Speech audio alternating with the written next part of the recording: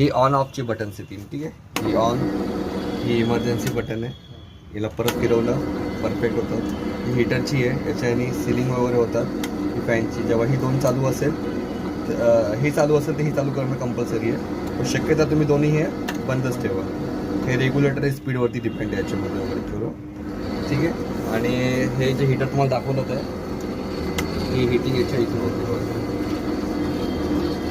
तो एक चालू काय दुसरा पण चालू करणार. हां, आता हे असं पकडायचं. इथून जर आपण असं केलं त्याच्यामध्ये हे पॅकिंग सिस्टम पण होते याच्यामध्ये, ठीक आहे. दोन्ही गोष्टी आहे. आता इनकेस जर मशीनमध्ये काही बिघाड झाला तर मशीन कशी ओपन करायची मी तुम्हाला दाखवतो. हा बघा, हा एक कनेक्टर आहे, ठीक आहे. हा कनेक्टर आहे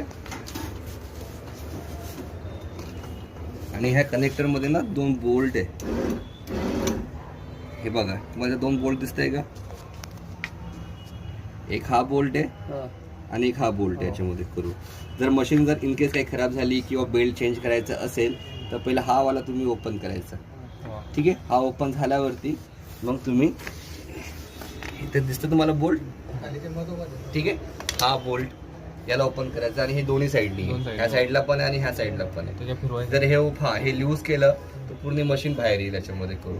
मशीनवरती दाखव, पूर्ण मशीन ही अशी बाहेर येईल याच्यामध्ये करून, ठीक आहे.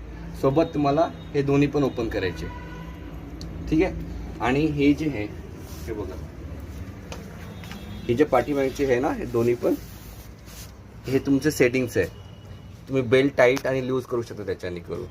जेव्हा बेल्ट काढायचं असेल तर हे पूर्णपणे लूज करायचे हे दोन्ही पण सेटिंगवाले, ठीक आहे. तर बेल्ट ऑटोमॅटिकली बाहेर निघून जाईल. आणि हे दोन बोल्ट हे बघा दिसला, एक, हा दोन आणि सेम त्या साईडला याच्यामध्ये करू.